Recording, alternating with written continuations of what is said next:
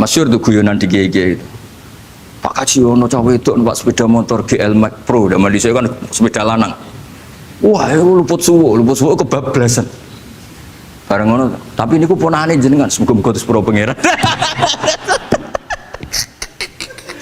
Ternyata orang reaksi ya berdasar kroni kan. Kalau yang maksiat orang lain yang tidak hubungan dengan kita, ganti lanat pangeran gitu. Setelah dikasih tahu ini ponakane jenengan. Muga-muga terus pro pangeran. Jangan-jangan kita juga gitu loh. Dengar orang yang maksiat di tempat-tempat maksiat langsung benci. Tapi bareng dikabari, niku koncone jenengan sing nate nyervit berarti si jenengan raktir. Muga-muga itu bareng itu reaksinya. Karena al-insan Abdul Ihsan. Bismillahirrahmanirrahim.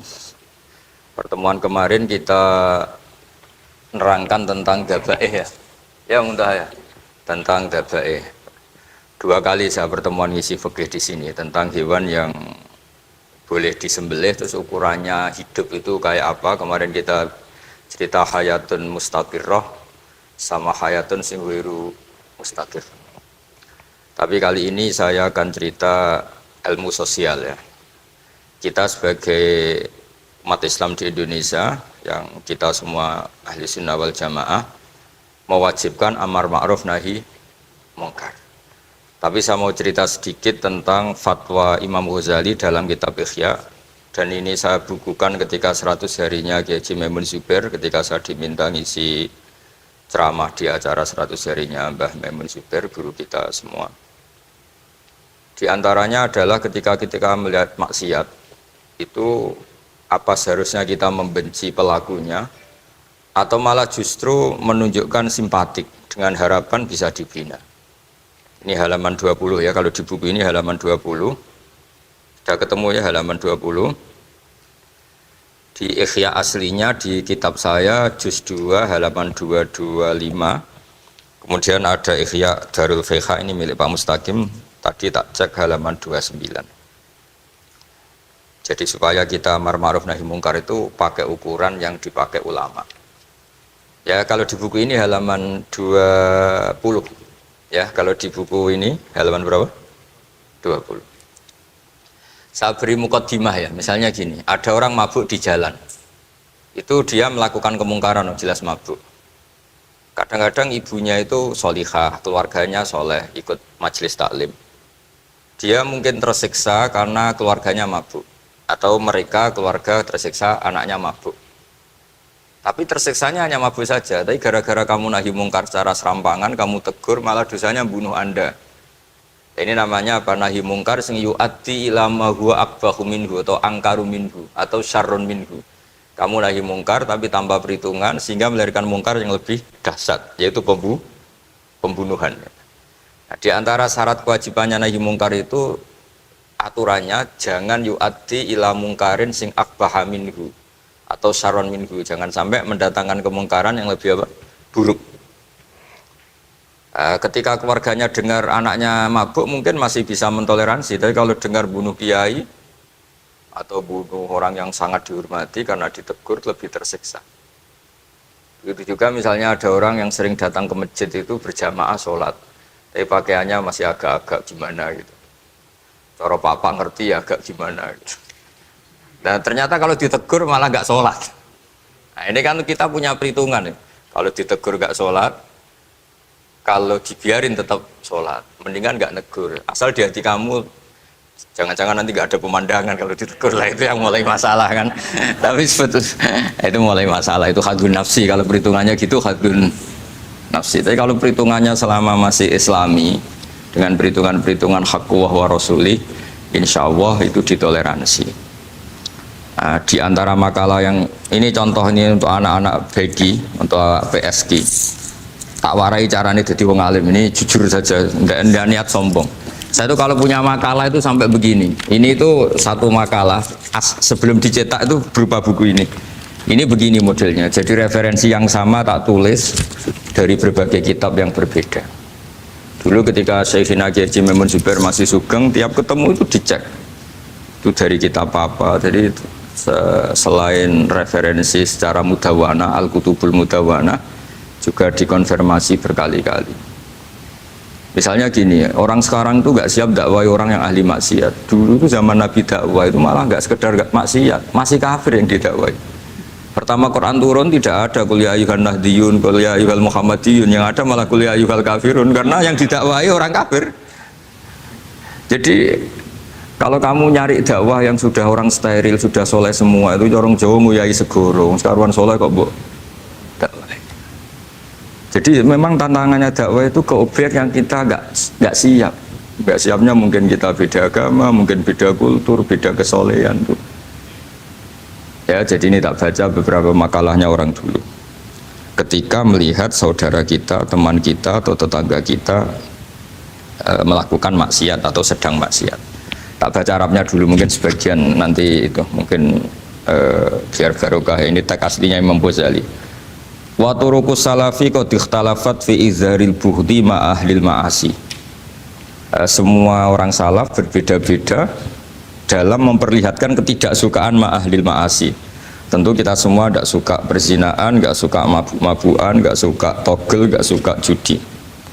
Terus fa'in kulta, ini yang mulai dialek gitu ya. Fa'in kulta itu andekan ada satu pertanyaan, yaitu yang mulai halaman 20.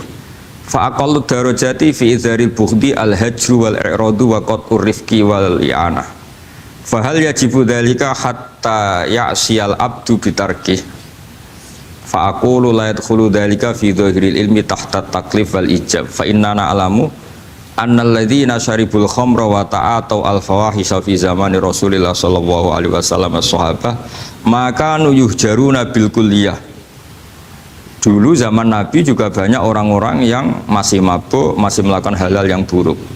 Tapi mereka yang sedang maksiat atau baru berstatus fasik itu maka yuhjaruna bil kulliyah.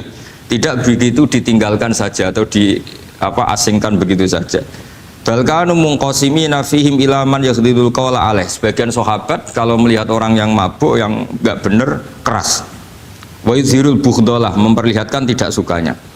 Wa ilaman yu'ridu anhu wa la yata'aradu anhu. Ini milik orang Jawa, ya tidak benci ya tidak suka, pokoknya terus pasif. Semua corong Jawa gak melok-melok ya, itu. Nggak, biar sampean ngerti bahwa perilaku kita sebagai orang Jawa atau orang Timur, orang Indonesia ternyata ada pembenaran di ikhya, meskipun kebetulan. Kebenaran Anda meskipun kebetulan. Nah, kali ini kebetulan yang punya dalil itu. Maksudnya sudah kebetulan sekarang dicarikan apa? Dalil. Kan lumayan kan supaya kelihatan pinter gak Pak Zarkasi gitu. Kalau ini pinter dapat gaji. Jadi pinter ada dua, pinter yang digaji Allah kayak saya, yang digaji negara gak Pak Zarkasi. Maka pasti kaya saya lah, yang gaji lebih kaya. Saya dulu itu sering ngajar di Jogja, ketika boyong di Naruan, di Rembang itu teman-teman saya yang kerja di Jogja itu tanya gini, Pak kok bisa ya, habis gaji tetap di Jogja, pindah di kampung yang gajinya agak jelas. Ya jelas saya, kata saya, kok bisa gajinya Kiai itu surga, gaji kamu paling 2 juta. Terus dia bilang, ya inginnya 2 juta dan surga, rakus gak baik kan. Tapi Allah itu maha luas, masih nggak apa-apa ya, gaji di dunia, gaji di akhirat nggak masalah. Kan? Jangan insya Allah betul sudah. Artinya gini, ketika melihat kemungkaran, ini kan saya bela Mbah Mun, makanya judul ini Al-Intisar lil Madhabi Syekhina, bela Mbah Mun, bela Pak Kuras, bela bapak kita sendiri.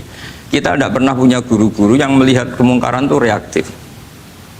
Tapi secara referensi yang reaktif zaman dulu pun ada. Wa ilaman yuziru al-bughdalah, ada orang yang memperlihatkan ketidaksukaannya. Ya kita secara referensi itu ya ada kelompok yang seperti itu, mulai dulu ya ada. Ada yang tidak ngambil sikap. Nah ini sangat Jawa sekali. Wa ilaman yu'ridu anhu wa la yata'aradullah. Ya, tapi kamu jangan terus bilang wah Imam Ghazali berarti NU kultural ya enggak. Imam Ghazali itu ada sebelum Mbah Hasyim Asy'ari, nanti kamu ngait-ngaitkan Imam Ghazali punya KTA NU enggak ya enggak ini. Ya jelas ya, ada yang ngambil sikap apa? Yudhirul bughda, memperlihatkan ketidaksukaannya. Ada yang ngambil sikap yu'ridu anhu wa la yata'arradu lah.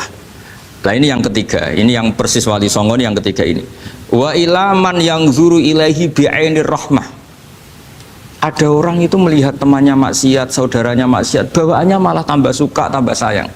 Karena itu dianggap sarana menarik simpati, kemudian berharap nanti menjadi baik. Ini yang ketiga, ini yang mungkin paling berat, tapi itu percontohan yang diceritakan wali-wali Songo. Ini jelas ada ya kelompok ketiga. Artinya gini loh, kalau kamu melihat kiai atau sejarah Wali Songo yang empati atau membina orang-orang fasik dengan kasih sayang, kamu jangan langsung bilang ini Islam apa ada nahi mungkar. Kamu yang kurang ilmu ribet. Ini jelas ada takbirnya. Mulai ini Imam Ghazali loh, Hujjatul Islam. Orang punya gelar Hujjatul Islam. Bukan dokter, bukan profesor, Hujjatul Islam. Sedunia lagi, bukan versi kampus tertentu. Sedunia, diakui sedunia. Ternyata mulai dulu ada orang yang pilihannya apa? Wa ilaman yang zuru ilaihi bi'ainir rahmah. Ada terusannya wala yu'athirul muqata'ah wa taba'ud.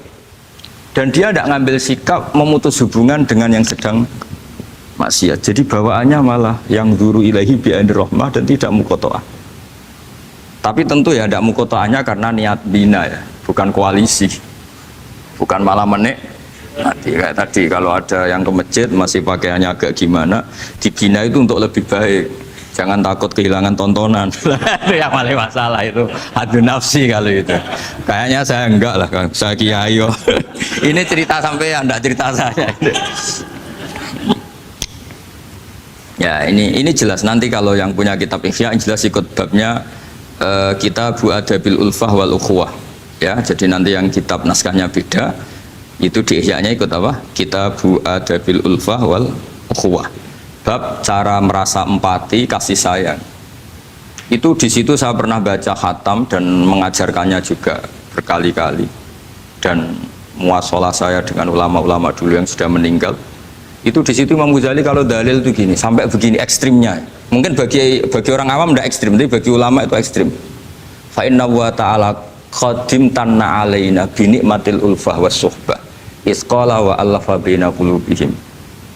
Jadi kebencian itu tidak termasuk nikmat yang dihitung Allah. Yang dihitung Allah termasuk kenikmatan itu wa allafa baina qulubihim.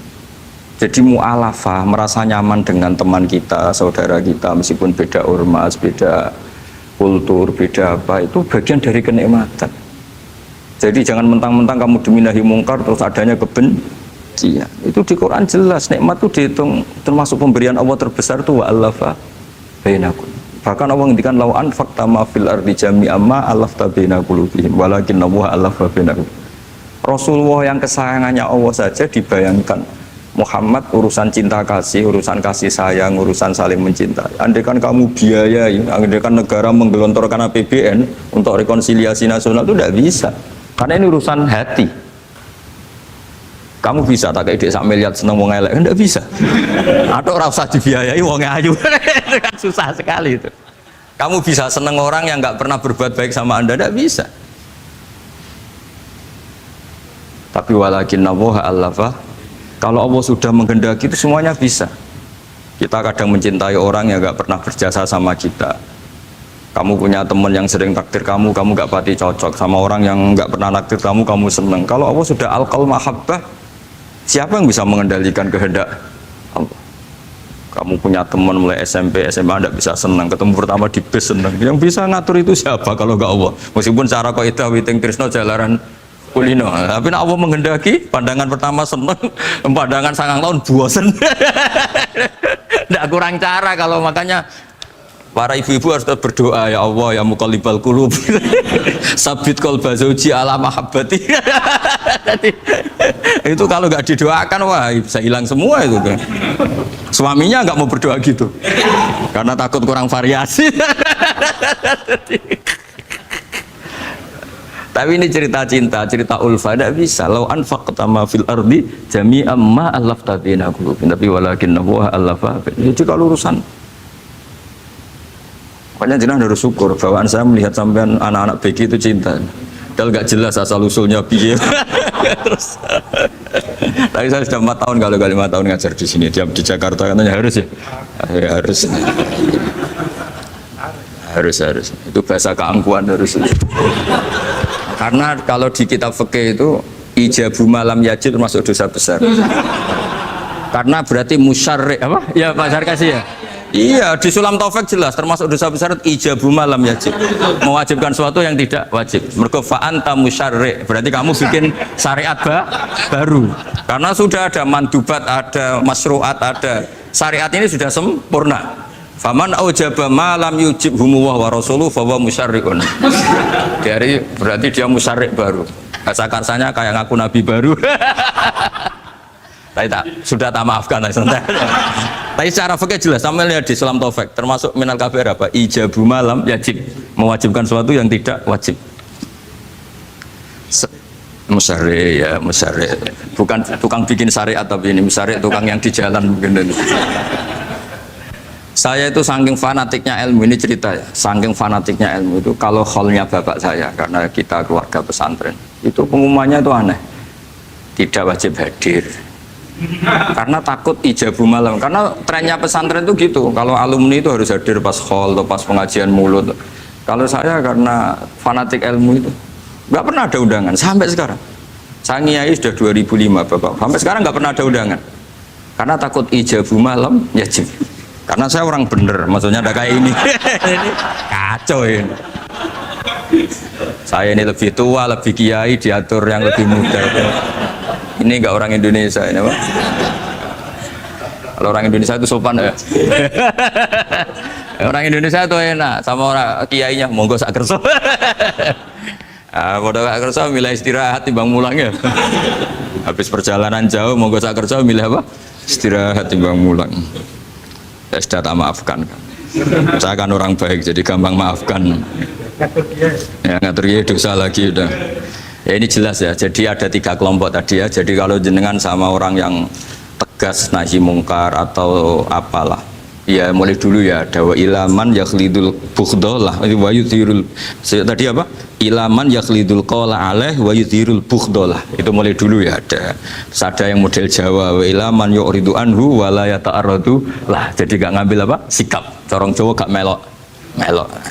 Terus yang ketiga ini yang cerita Wali Songo, ya kita tidak menangi Wali Songo tapi sudah mutawatir lah kalau cerita-cerita Wali Songo itu nggak pernah negur orang, nggak pernah apa, tapi bisa merubah. Ini yang mahal kan bisa merubah. Itu apa cerita itu riwayatun sing tablughu hatta tawatur lah, karena semua kiai, versi kiai, versi film, versi buku kan semuanya sama Pak Zarkasi apa? Enggak, semuanya menceritakan sama. Kalau Wali Songo itu tidak main kekerasan tapi merubah. Kalau orang-orang yang terlalu liberal kan ya orang rubah, malah tadi seneng aja kalau ini semua orang pakai hijab ribet.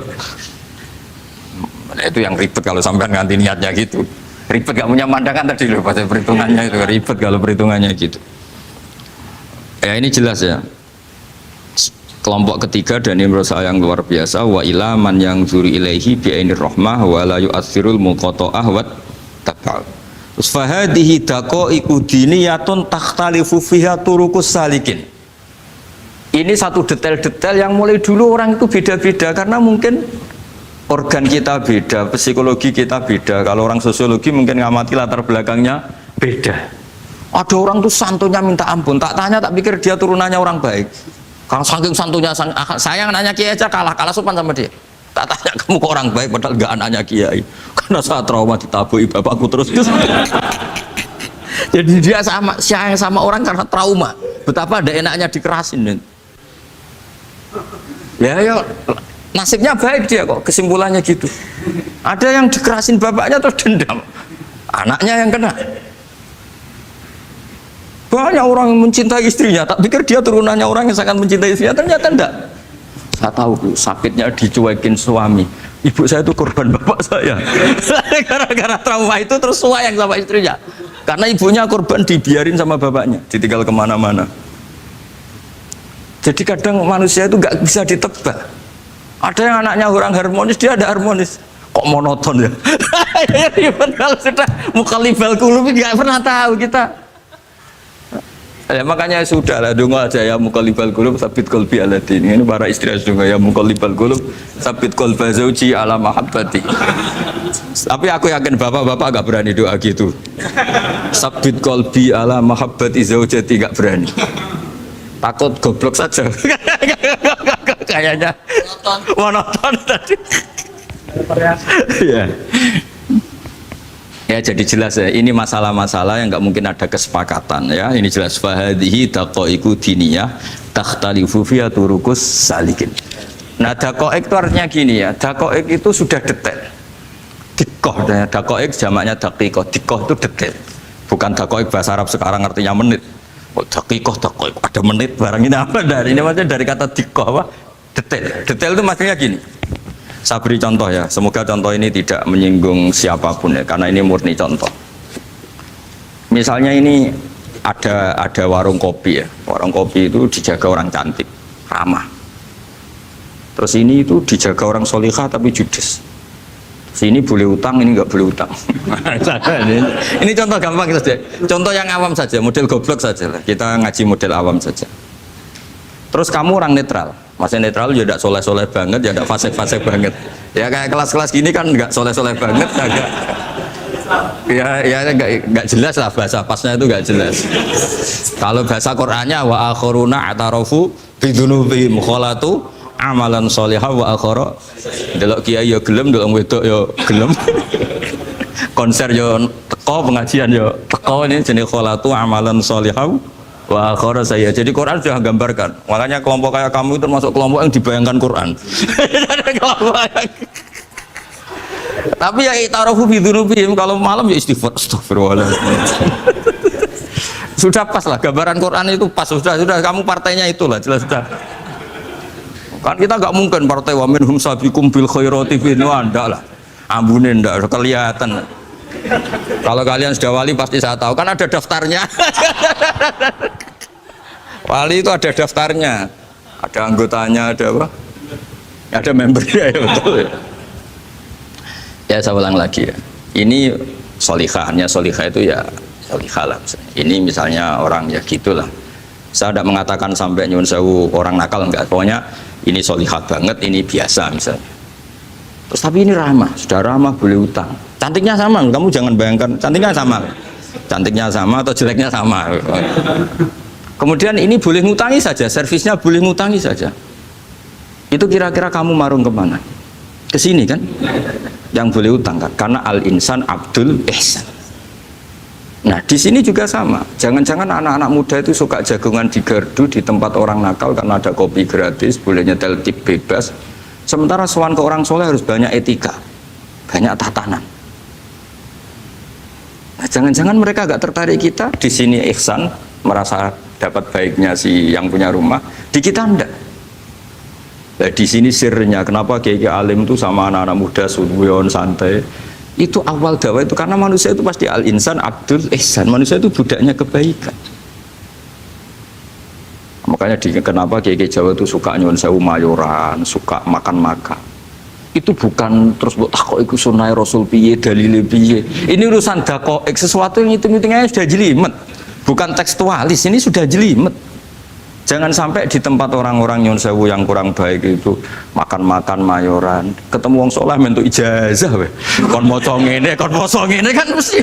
Nah ini cerita aja, kamu gak, makanya saya bilang nggak perlu nyinggung siapa, ini teori dakoek itu. Nah tapi kalau bawaannya orang soleh itu rileks. Bapak saya itu saya menyaksikan setiap sama tamu itu guyon. Tamu belum duduk aja mesti ibu dibilangin kon gak nomam. Karena tamu zaman dulu itu memang sering gak kelar marung. Tamu saya guys, apa bertamu nang hotel mangan sih ribet. Nah kalau al-insan abdul ihsan, jangan-jangan orang kesini itu Allah nyalakan kita karena kita salahnya kurang ihsan.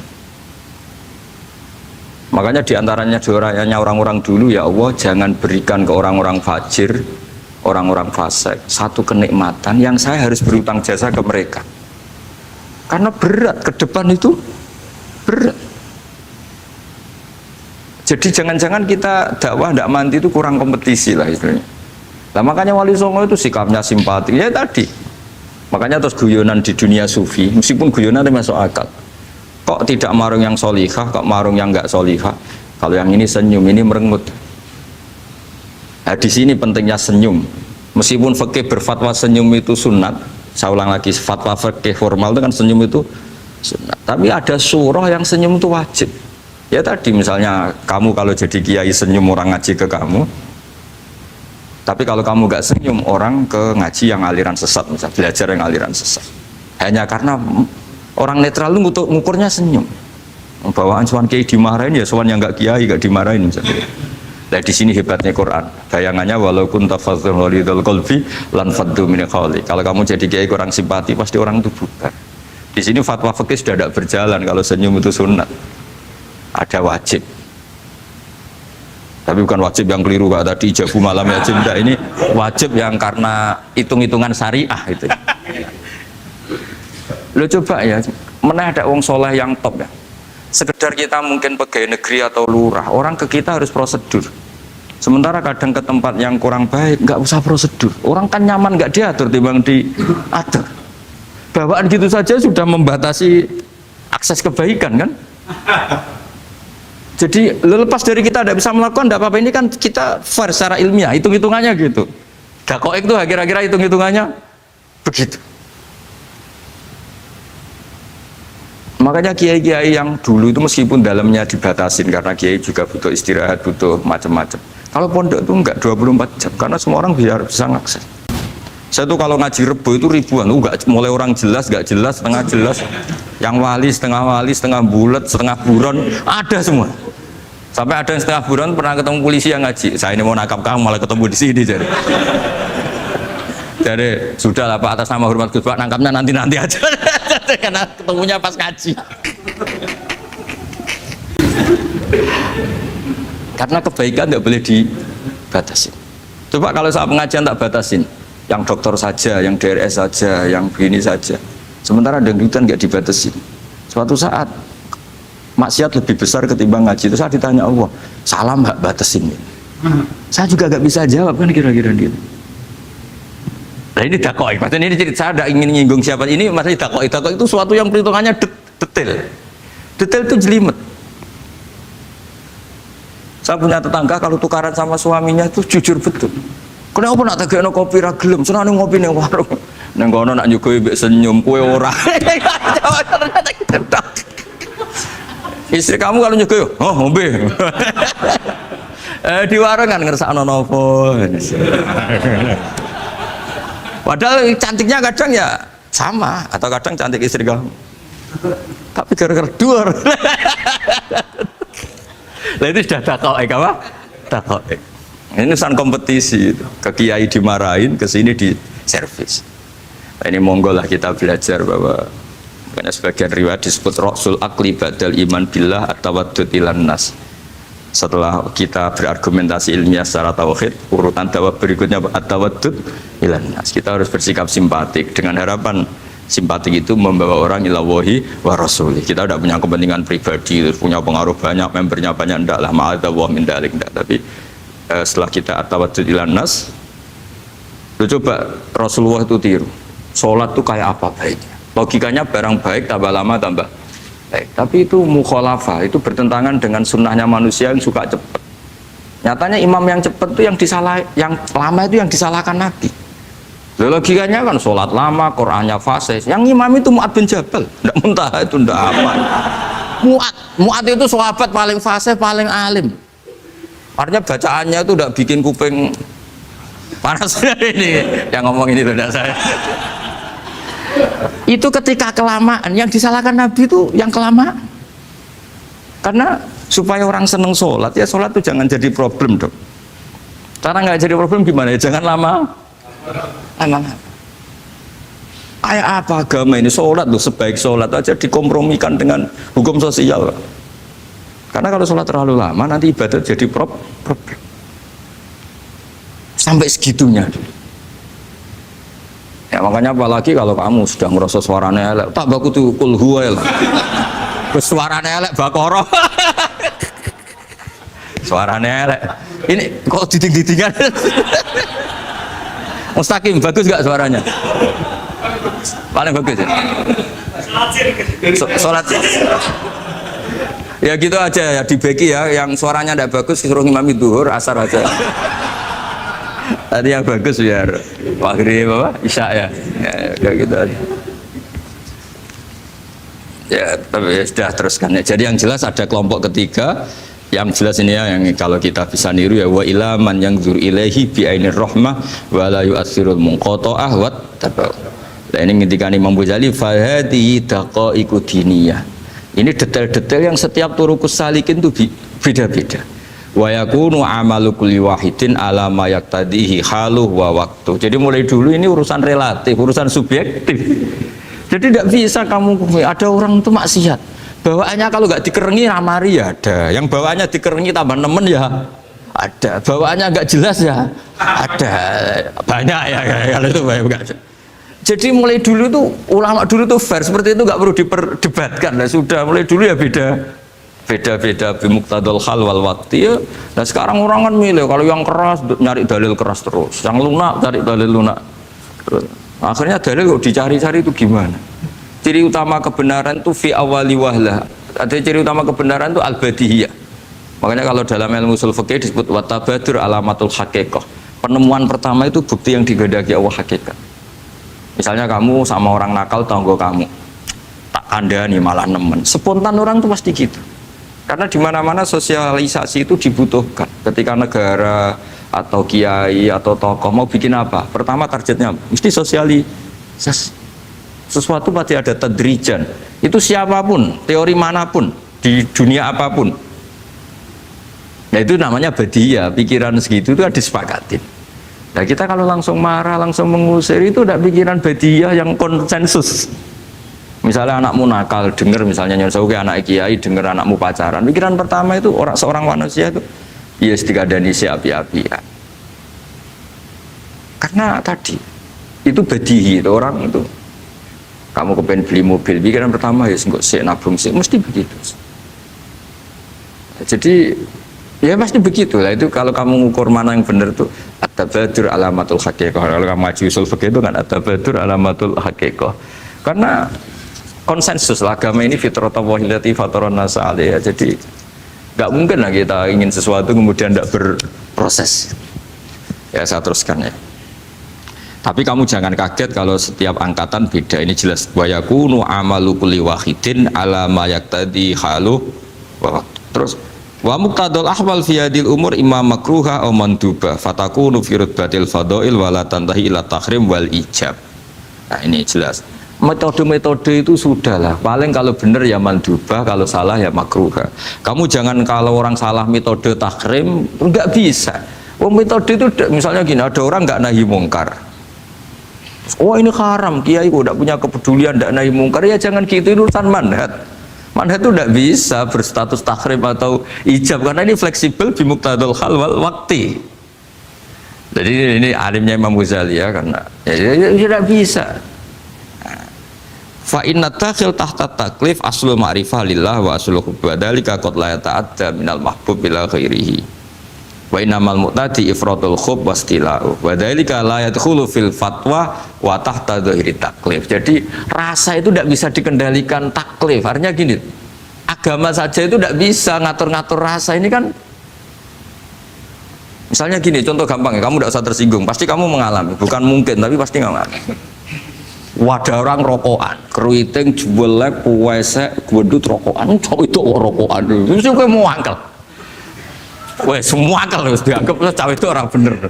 Baru ketemu cowok wayu menarik rokokan, mesti oleh mangkel gitu. Wes jawab jujur ya, tidak usah munafik kamu. Betul ya? Ya betul. Jadi itu nggak bisa terus. Misalnya wong tuamu pesen gini, cung, kejogeman pacaran mbek cah wedok sing rokokan. Jebule sing rokokan wayu cuantik wong sopan misalnya. Yo rokokan tapi sopan. Terus kayak mesti ibu kok ngono. Larangan kok ngono gitu. Tapi misalnya sing rokokan welek gendut keriting. Wes lungguhe nyigrek, bener ibu ora oleh. Ternyata pembenaran Anda ini butuh fakta yang lain gitu. Ya iku elek mbek ayu gitu Mas. Lu kayak ngandel gak?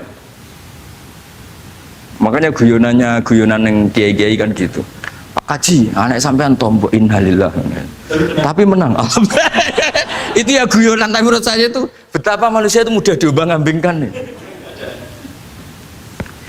Masyhur tuh guyonan di kiai-kiai itu. Pak Kaji ono cawe itu numpak sepeda motor GL Max Pro, dan di saya kan sepeda lanang. Wah, luput suwo kebablasan. Bareng ngono, tapi niku ponane jenengan semoga-moga terus pro pangeran. Ternyata orang reaksi ya berdasar kroni kan. Kalau yang maksiat orang lain yang tidak hubungan dengan kita ganti lanat pangeran gitu. Setelah dikasih tahu ini ku ponakane jenengan. Muga-muga sepuro pangeran. Jangan-jangan kita juga gitu loh. Dengar orang yang maksiat di tempat-tempat maksiat langsung benci. Tapi bareng dikabari, ini ku koncone jenengan sing nate nyervit gratis jenengan raktir. Muga-muga itu bareng itu berlatih reaksinya. Karena al-insan Abdul Ihsan. Jadi ini bukan fatwa yang mengikat, ndak. Nanti takut ijabu malam yajib tadi. Tapi ini kita ngomong ilmiah, kita ngendikan ilmu berdasar yang difatwakan Imam Ghazali di kitab apa? Ihya. Jadi ini pernah tak baca di depan 100 ulama di pas 100 harinya mungkin lebih ribuan mungkin yang datang pas acara itu. Dan itu dilegitimasi. Jadi ini mutafak lah. Karena saya tidak ngomong mingki bali nafsi tapi berdasar teks yang ada di Ihya. Soal nanti misalnya kita salah di interpretasi atau salah di perilaku, ya itu normal kita sebagai manusia. Tapi saya pastikan kitab ini orisinil. Bahwa mulai dulu menanggapi kemaksiatan kemungkaran itu terjadi 3 kelompok. Tapi semuanya tentu ingin merubah. Saya pastikan yang yahlidul qola juga ada karena kebencian pribadi. Yang lunak juga bukan karena menikmati lah. Yang ribet kita ini kan lunak karena ini kalau yang cantik ke masjid sudah Islami, nggak ada pemandangan lah itu ya ribet. Jadi gayanya halus tapi banyak kepentingan.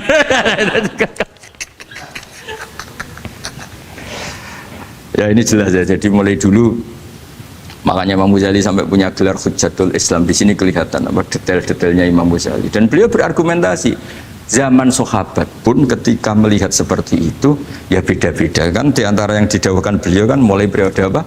Sahabat kan. Beliau ngendikan apa itu?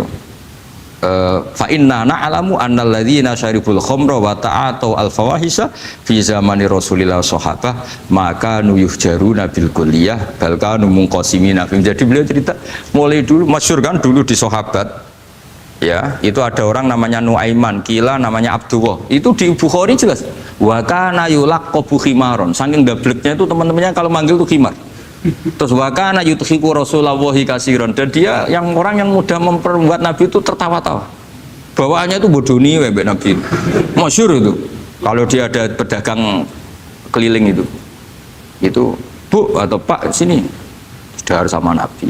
Setelah dahar lagi sing bayari sapa? Ya jenengan derek dahar. Masyhur itu. Ya sahabat ya ada yang gitu. Nah itu kalau mabuk nggak di masjid nggak afdol dia.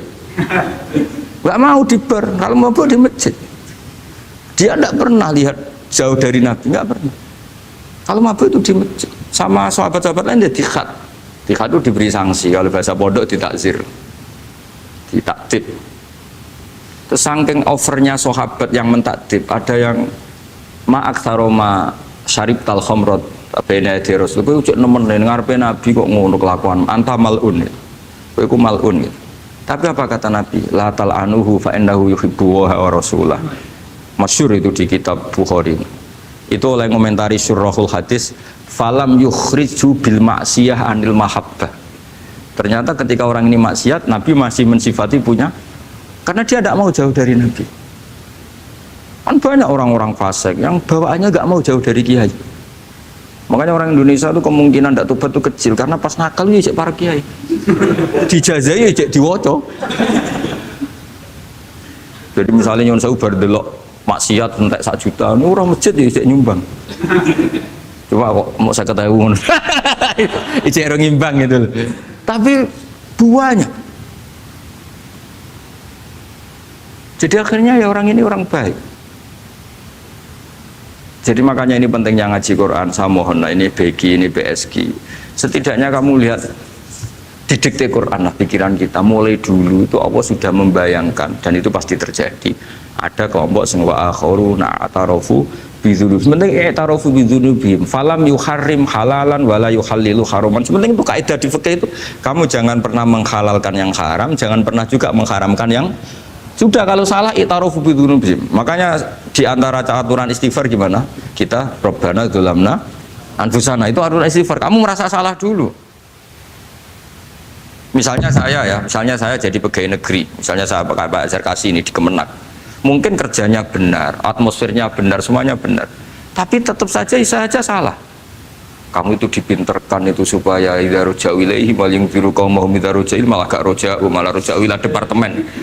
Dalam kebenaran kita pun pasti ada salah, apalagi dalam misalnya saya datang ke Jakarta gini kan ya benar, datang ke sini ke Begit kon mulang sampai dengarkan ya benar, tapi tanyakan anak saya yang di rumah yang kelas 3, bapak kenapa sih ke Jakarta ya? Salah cara dia. Dan nanti kalau Allah lebih melihat anak saya, hanya anak kecil yang nggak berdosa, saya tetap salah ke sini. Meskipun dosa saya ditanggung sampean.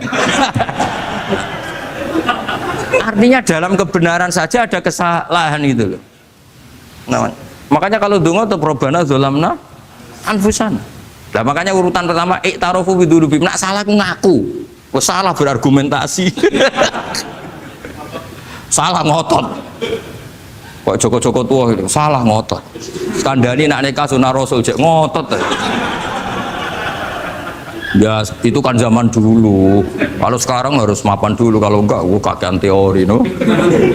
Skandani kene utlubu rizqa binikah niku riyen ye saat iki. Ribet teh. Wah angel ngandani santri saiki teori ya. Lan kula di santri lanang kuwatah mbak kata ibu arep rapi-rapi ora yo wis buan. Nanti kadani malah berargumen. Mulai santri-santri semanggon kota ini teori tok. Coba namanya tak kandani kon tawakal ra mikir pekerjaan. Gak iso kan ke santri kota ra iso. Nah santri desa iso bazar kasih. Kandani sik ngandel kon tawakal. Santri kota ra iso. Gimana? Wis mlaku-mlaku gak go ATM ra wani. Gak go HP ra wani. 2 kilo lupa tinggal ketika milih kembali. Coba kalau ada apa-apa gimana ini? Padahal dulu berhari-hari gak bawa HP. Jadi, nah makanya wa akharuna itu nomor 1 ukurannya i'tarofu. Karena kelakuannya biye, jenis ini kelakuannya kholatu amalan sholihah wa akhara konser ya kok ngarep, kok ono selawatan ya kok. Ono artis wayu delok dosokan, ono kiai melok dosokan salaman. Jadi malaikat iki penggemar sapa ya? Iki penggemar artis, penggemar kiai. Ya sama-sama hero. Kepen roh artis yo wani dosokan, kepen roh kiai yo wani. Nah terusannya aja tapi itu menggembirakan tapi asallahu. Jadi ya muga-muga pangeran nyepuro, tapi kelasnya ya muga-muga. Kelakuan ngene itu tidak bisa dipastikan. Kelasnya ya muga. Beda kalau haladul walati jaratun tunjikum min adzabin apa? Alim itu untuk minuna fil harus batu jadi namanya Mbak Malim terus. Nah itu makomnya langsung yaghfir lakum. Warna wes itu kelas tinggi itu mesti langsung yaghfir. Nah sing kelas ngene ya asa. Asa itu sampai lah. Kayak aja langsung mesti nek kok ayate asa kok. Asa yang menawa-menawa. Menawa-menawa. Lah itu banyak kepentingan. Tapi yang jelas itu asa ya semoga ya tadi mungkin nawa aja. Ya jadi ini jelas ya supaya maksud saya baca ini tak niati dari rumah supaya kita melihat beberapa kelompok di Indonesia itu ya tidak kaget. Mulai dulu yang yakhlidul qola ya ada, yang yuzhirul bughdo ya ada, yang kelihatan keras nggak suka maksiat juga bagus. Masa maksiat disukai kan ya tidak baik. Yang nggak jelas kayak orang Jawa nggak melok-melok ya mulai dulu ya ada. Makanya ini jenengan harus matur nuwun sama saya karena perilaku kebetulan yang ternyata punya dalil.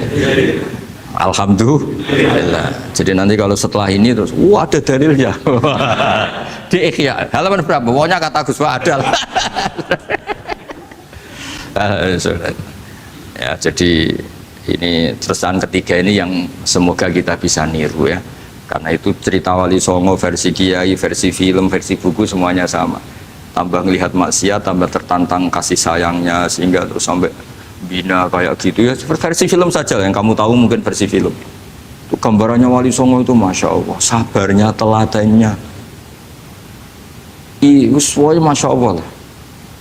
Darani wudhunya raup, darani syahadatnya sekatan, soalnya darani jimat kalimat soto jimat syahadat itu maksudnya itu wong itu kudu de merah delimo itu dalimo ya tauhid itu kata Mbah Mun itu. Orang dulu malah gua golek imirat limo akeh, aduh ribet. Merah delima itu maksudnya dalima. Orang itu harus berpegangan dalam surat Ikhlas tuh. Qul huwallahu ahad, Allahus somad, lam yalid walam yulad, walam yakul lahu kufuwan ahad. Itu kan diakhiri dal sampai 5. Dal-dal yang di kulhu itu yang di akhir-akhir itu kan 5. Maksudnya itu saiki urung iso liyane lah, sementing itu dalima. Maksudnya tauhid ini benar dulu, apa? Tauhid ini benar dulu. Dan itu telaten datangi tempat maksiat. Ini kayak gambaran di film-film gitu. Dulu gambaran film-film kuno juga sama kan, ada warung, terus penjaganya gitu, yang datang goda. Dulu ya gambarannya ada gitu. Sekarang ya nggak ada lagi, mungkin banyak ya. Jadi dulu ya banyak sama lah. Untuk ukuran zaman itu ya banyak sama. Tapi telatennya, orang Jawa bilang apa ya dituruti. Darane sloko laila. Sloko itu maknanya suluk gitu. Bahasa Jawa jadi sloko.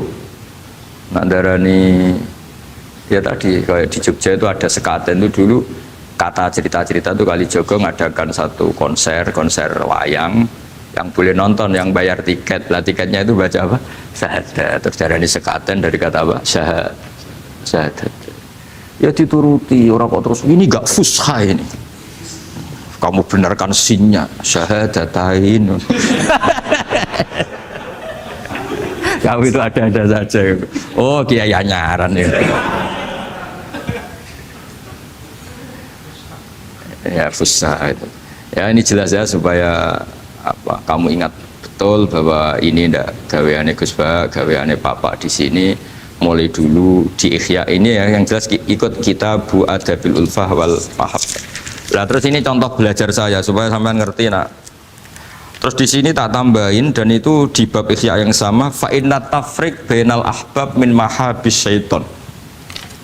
Ya fa inna tafriq bainal ahbab min mahabis syaiton.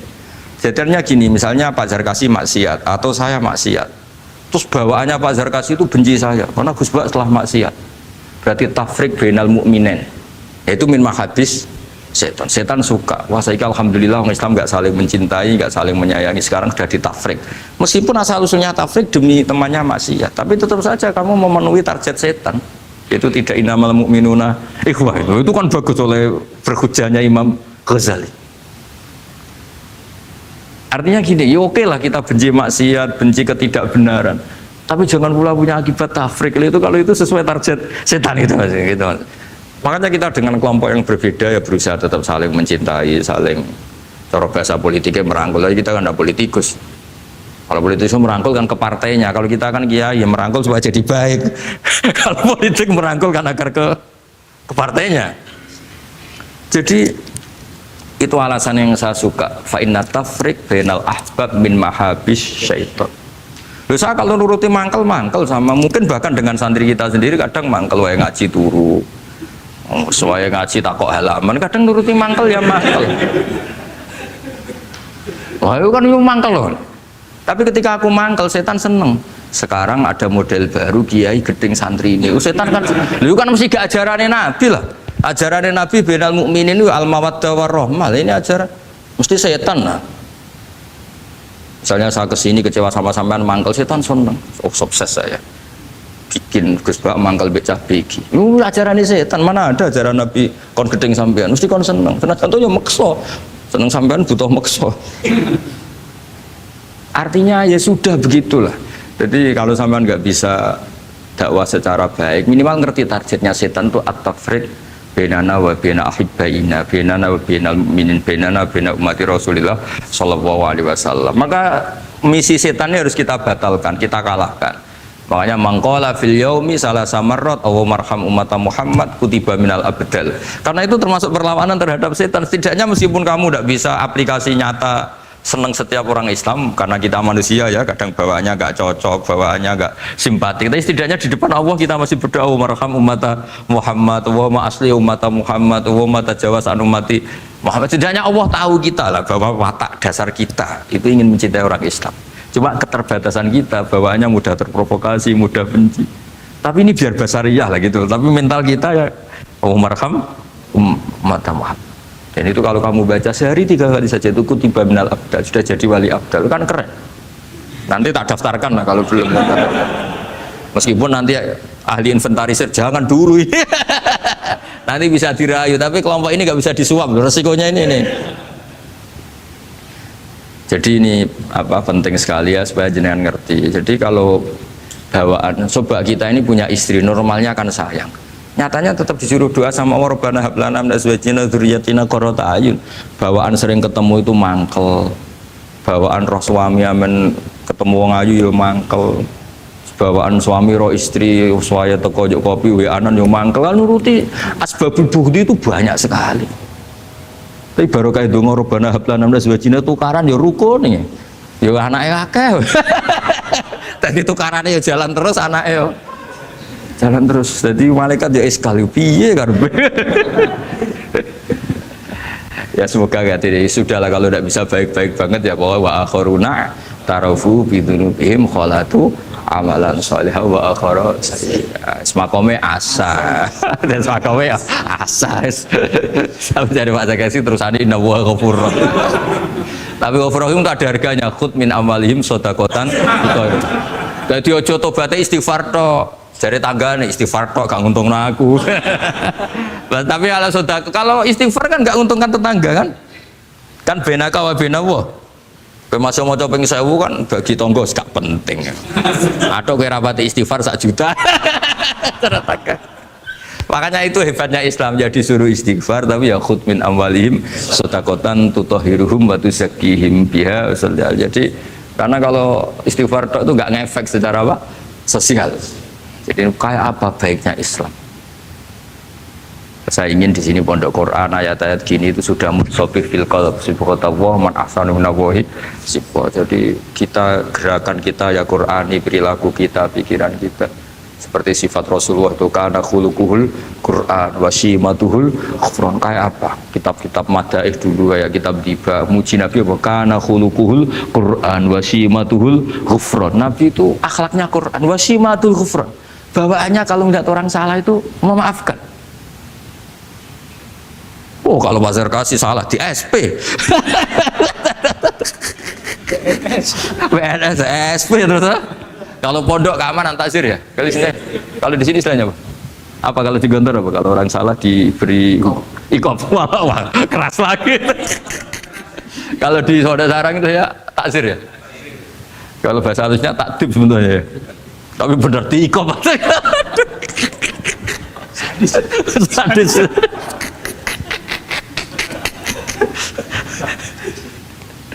Aduh. Kalau di sini apa istilahnya? Apa? Oh, BNI Roma. Gaya dai. Kayak wah ya top, sudah makom paling tinggi ya.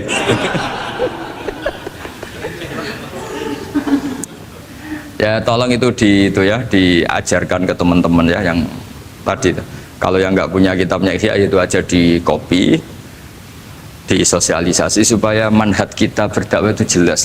Terus ilmiah kita juga jelas, jadi nggak mangkel sama yang keras mulai dulu ya ada, nggak mangkel sama yang nggak jelas mulai dulu juga ada. Terus yang VNI Rohmah juga ada. Kamu tinggal milih partai mana aja. Kalau watak dasar kamu sudah temperamental, wah ini yang pas. Tapi kalau watak kamu dari dulu gak jelas, ini aja yang nyuri itu aduh. Ya, tapi apapun itu kan ada ilmiahnya Pak Sarkasi ya, butuh kita ini ada ilmiah.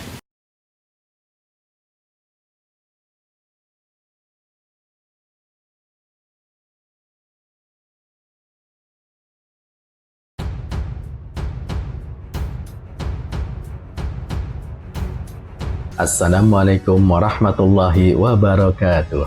Pemirsa Hidayah Rabbi yang budiman, Allah Subhanahu wa Ta'ala melalui Al-Quran dan hadis mendorong umat Islam untuk selalu mencari ilmu kapan saja dan di mana saja.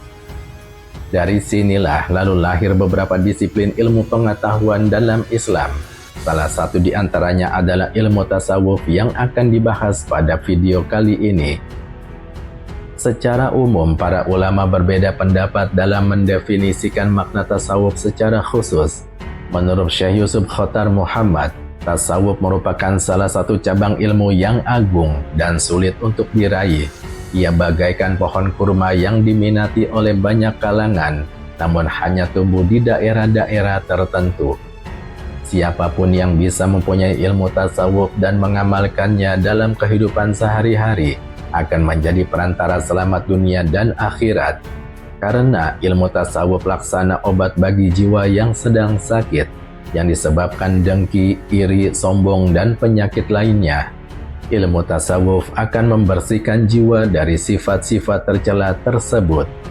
Pemirsa Hidayah Rabbi yang budiman, Imam Al-Ghazali dalam kitab Ayyuhal Walad memberikan penjelasan bahwa ilmu tasawuf memiliki dua pilar penting, yaitu istiqomah menjalin hubungan dengan Allah Subhanahu wa Ta'ala dan harmonis menjalin hubungan dengan makhluknya.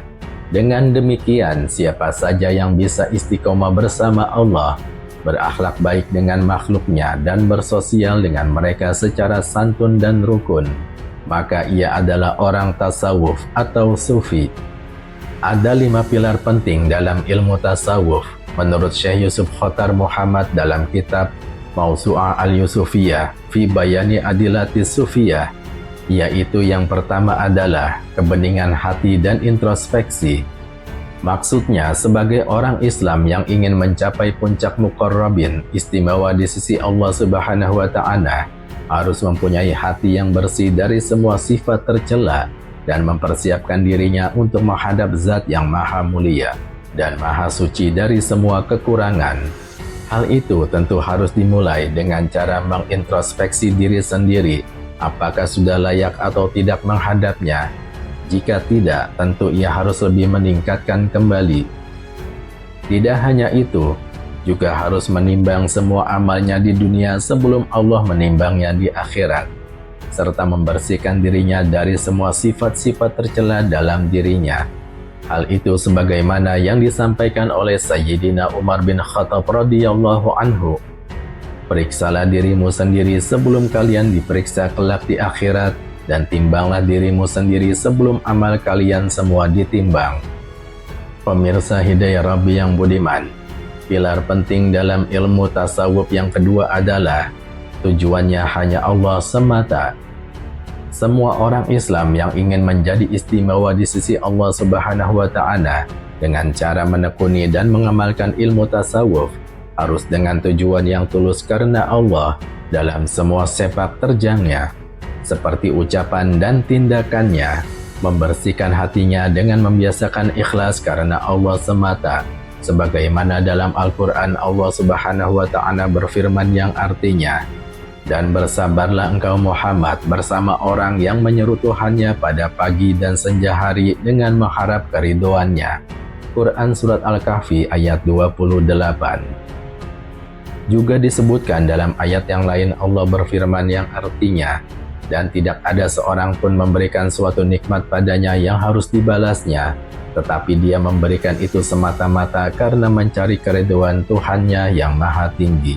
Quran Surat Al-Lail ayat 19-20.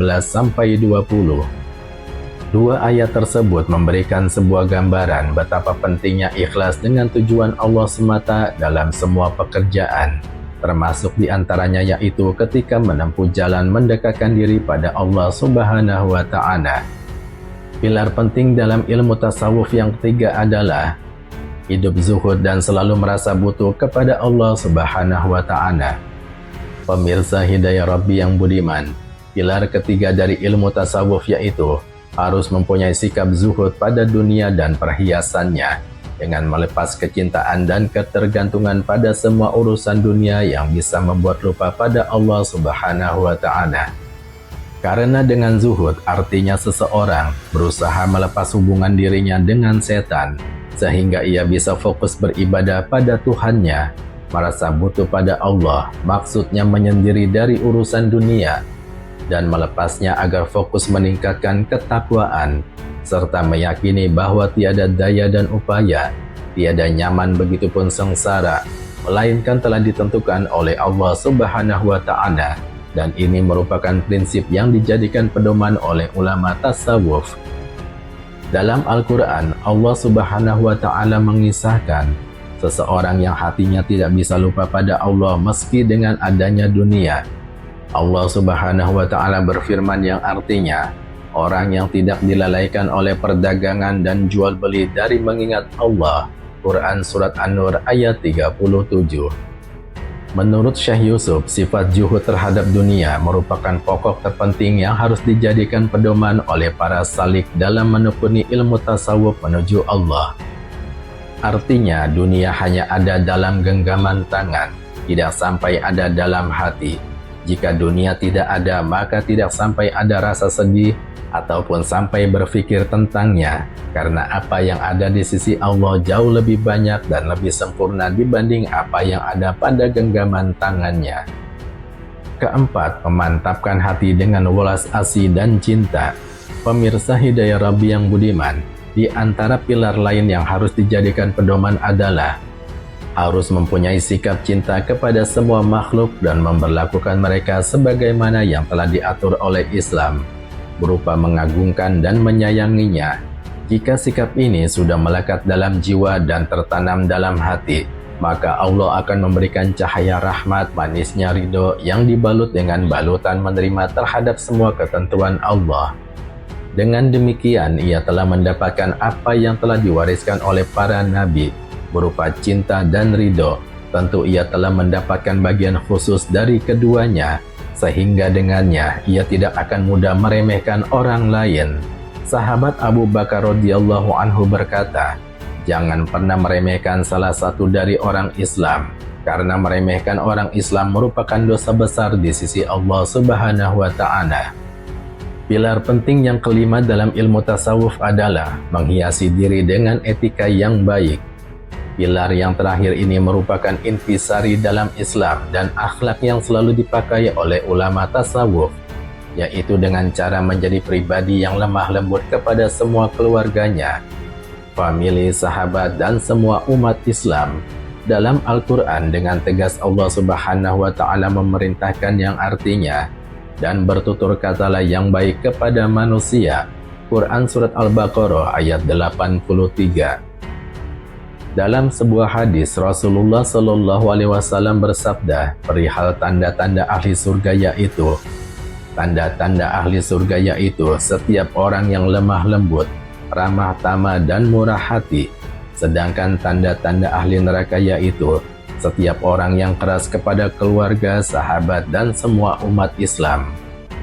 Pemirsa Hidayah Rabbi yang budiman, ajaran tasawuf penting dipelajari sebagai kendaraan sosial, kendaraan berdagang, dan kendaraan dalam menjalani berbagai bidang sisi kehidupan yang bisa membawa manusia pada sebuah jalan spiritual ketuhanan.